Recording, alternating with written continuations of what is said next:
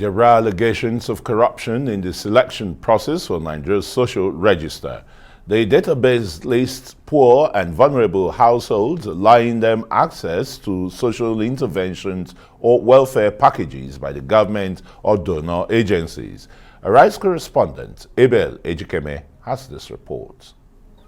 These people live in the Angwa Basso Dupa community in the Nigerian capital. They are believed to be members of the very poor and vulnerable households in Abuja. Many of them live on less than $1 a day and have no means of income. It's people like these who are being added to the National Social Register. The database will help target government interventions at the right communities.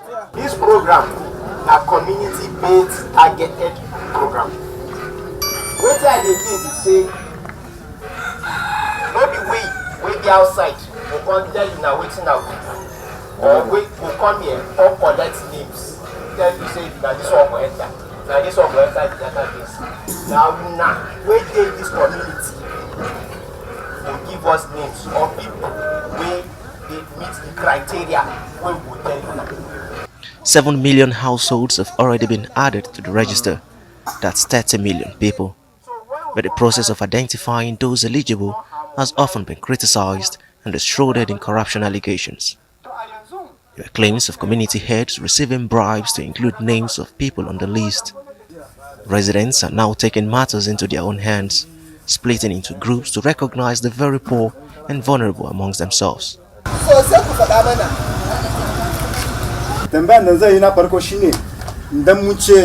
The National Social Safety Net Coordinating Office has been creating awareness on the Nigerian government's plans and programs aimed at alleviating sufferings of very poor Nigerians and vulnerable Nigerians.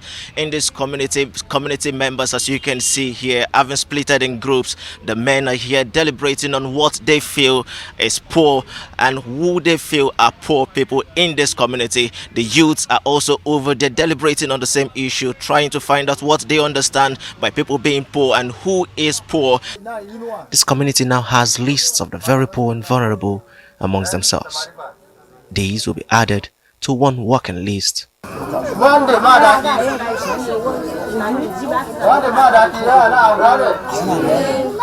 head of a household whose name appears on all 3 lists gets included in the working list.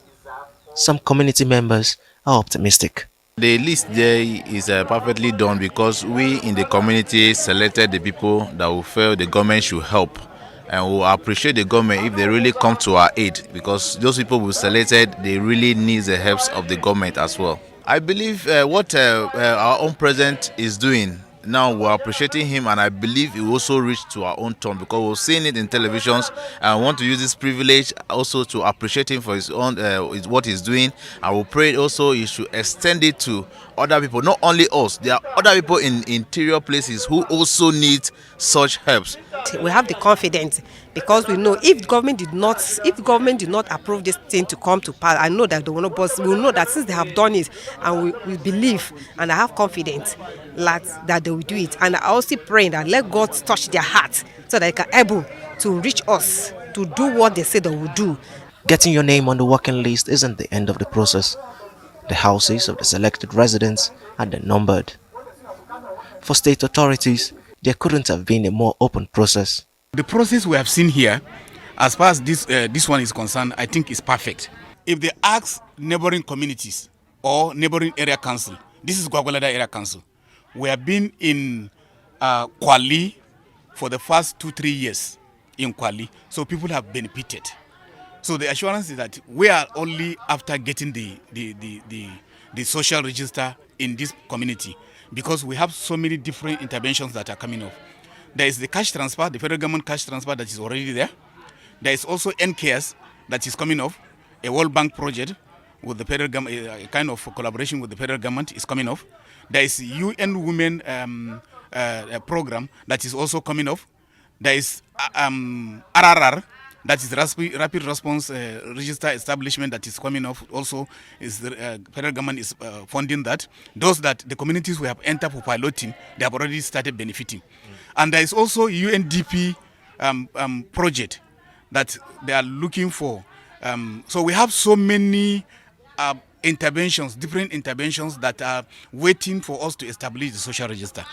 Yes, so the purpose of the numbering is to identify the physical spaces where those households identified here live.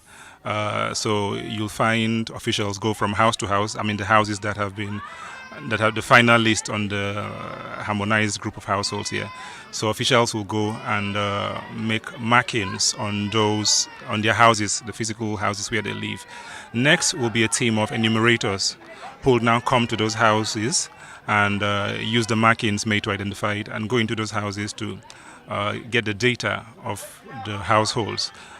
They'll take information like the household size, the names of household members, their age distribution, the education status of the members of the household, the sort of vocations they are involved in. It's a whole gamut of data, which makes it easy for those who want to use a register to zoom in on the particular demographic they are looking for an intervention. Those on the National Social Register will form part of the 100 million people the Nigerian government says it will lift out of poverty in the next 10 years.